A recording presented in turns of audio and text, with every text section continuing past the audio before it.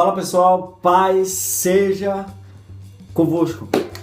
É um prazer enorme estar aqui mais uma vez compartilhando da palavra de Deus com vocês, algo que Deus falou no meu coração, sobre propostas que parecem certas, mas que são, na verdade, armadilhas que nós enfrentamos na nossa vida.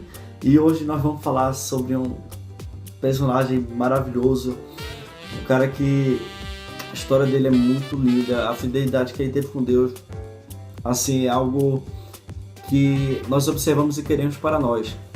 Vamos falar sobre José. José, a história dele começa em Gênesis 37, se você quiser depois estar lendo em casa. Só vou dar uma pincelada aqui sobre a história dele. José, ele era filho de Israel. E nisso, Israel, ele amava José, assim, mais que os irmãos dele. E não era algo assim meio escondido. Era algo que era nítido para os irmãos dele. E nisso José, Deus falou com José teve sonho. E o sonho de José foi tido como uma ofensa para os seus irmãos. E nisso os irmãos dele se juntaram, criaram aí uma armadilha, pegaram José e colocaram ele para ser vendido como escravo. E nisso, quando José foi vendido como escravo, ele foi levado para o Egito, onde lá foi comprado por Potifar. E nisso ele foi levado para a casa do faraó, para lá servir como escravo. E nisso eu vou fazer uma leitura para começar a usar a palavra. Lá no livro de Gênesis, no capítulo 39, eu vou ler o versículo 7. E depois dessas coisas, que a mulher de seu senhor pôs os olhos de José e disse: deita-te comigo. A mulher de Faraó, ela começou a sentir um certo interesse por José. E disso ela insistiu várias vezes, só que José não queria. Até que chegou o momento, sucedeu num certo dia, que veio à casa para fazer o seu serviço, José, e nenhum dos da casa estava ali. E ela lhe pegou pela sua veste, dizendo: deita-te comigo. Ele deixou a sua veste na mão dela e fugiu. E saiu para fora. E aconteceu que, vendo nela deixar as suas vestes em sua mão e fugir para fora, chamou os homens de sua casa e ela começou a falar sobre ele.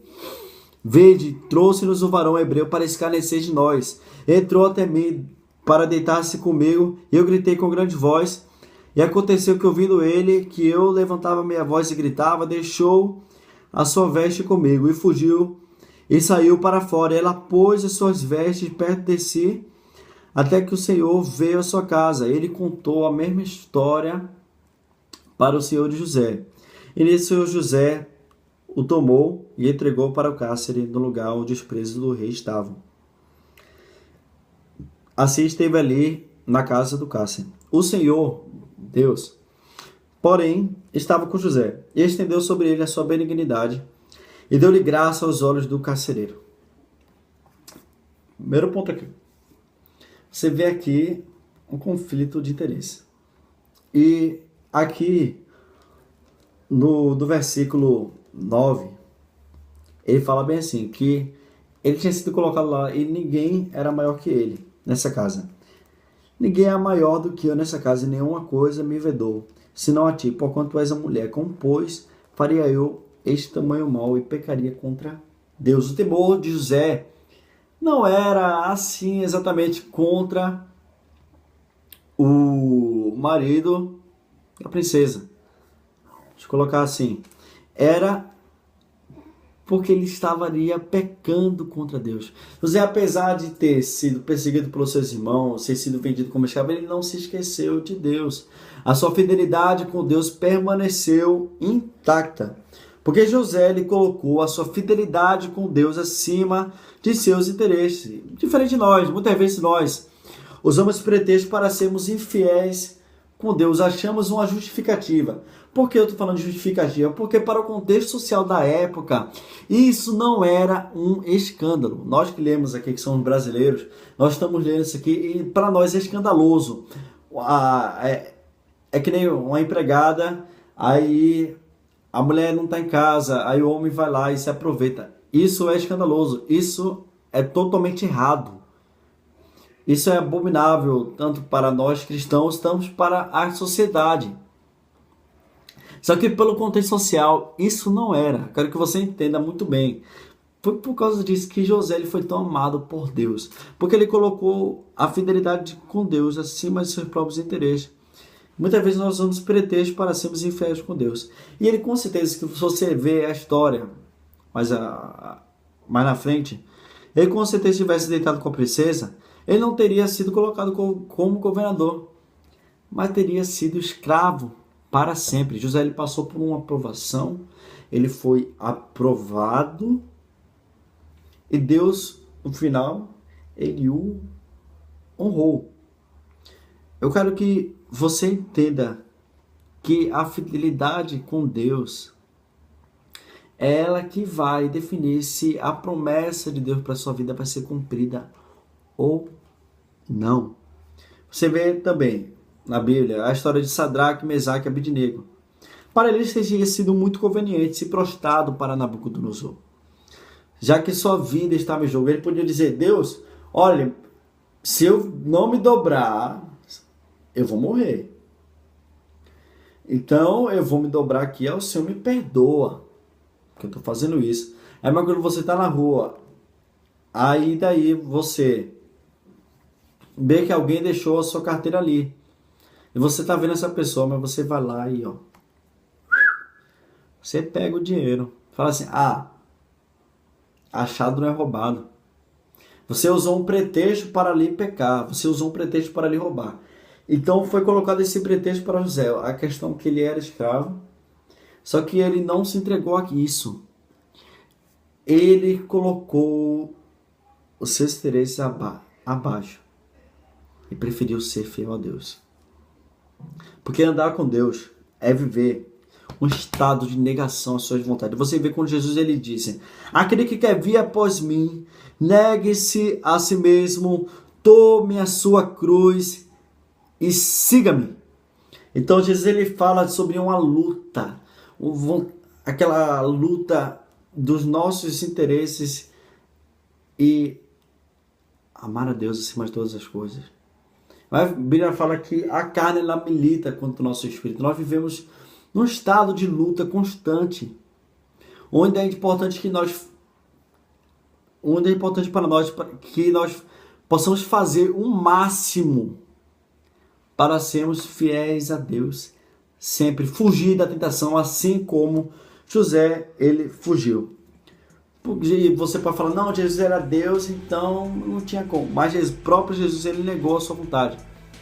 Quando Jesus ele estava no Getsemane, ele falou: se possível for, Deus, afasta de mim esse cálice. Só que no final ele completa: mas que seja feita a tua vontade. Ele não queria, ele sabia que ia sofrer, ele sabia que ia doer muito ali, mas ele preferiu cumprir a vontade de Deus. E nisso, a palavra de Deus também fala: resistir ao diabo e ele fugirá de vós. José ele foi tentado, até que isso se afastou. E quando José ele saiu daquele lugar onde ele foi colocado, Deus o colocou para ser governador. Vê que honra, vê que tamanha honra. Então, no meio da tempestade, se mantenha fiel a Deus. Nós vivemos uma geração que pede força para vencer na vida, mas que não pede resistência a Deus para fugir da tentação. E nem pede para Deus para fugir da tentação, nem pede para Deus para ser mais forte contra o pecado. Mas nós vivemos uma geração de desculpas. Pessoas inventam desculpas toda a hora para justificar os seus erros, para justificar os seus pecados. São propostas que para a ótica humana é perfeito, mas que no caminho nos leva para longe de Deus. Fala de proposta, mas pode ser o quê? Um pedido de namoro. Pode ser o quê? Uma oferta de emprego. Algo que para nossos olhos parece bom, algo que para nossos olhos parece digno, parece que é da vontade de Deus, mas não é. Se nós temos o Espírito de Deus em nós, por que então não pedimos sabedoria a Ele para tomarmos as decisões na nossa vida? Porque muitas vezes nós não pedimos, só falamos com Deus para coisas espirituais, mas não colocamos o Espírito Santo no nosso dia a dia. Não oramos antes de fazer as coisas, não oramos antes de aceitar a proposta, não oramos antes de fazer isso. Será que se a gente fosse assim, se falássemos com Deus, ou se colocássemos a nossa fidelidade com Deus acima de todas as coisas, será que estaríamos vivendo na condição que estamos vivendo hoje? Ou estaríamos num lugar de honra, num lugar que Deus só dá àqueles que permanecem fiel a Ele? Ore, busque a Deus. Se vivemos no mar, a Bíblia, ela é a nossa bússola. Fuja da tentação, se mantenha fiel a Deus, que Ele se manterá fiel a você. Que Deus abençoe a sua vida. Até semana que vem.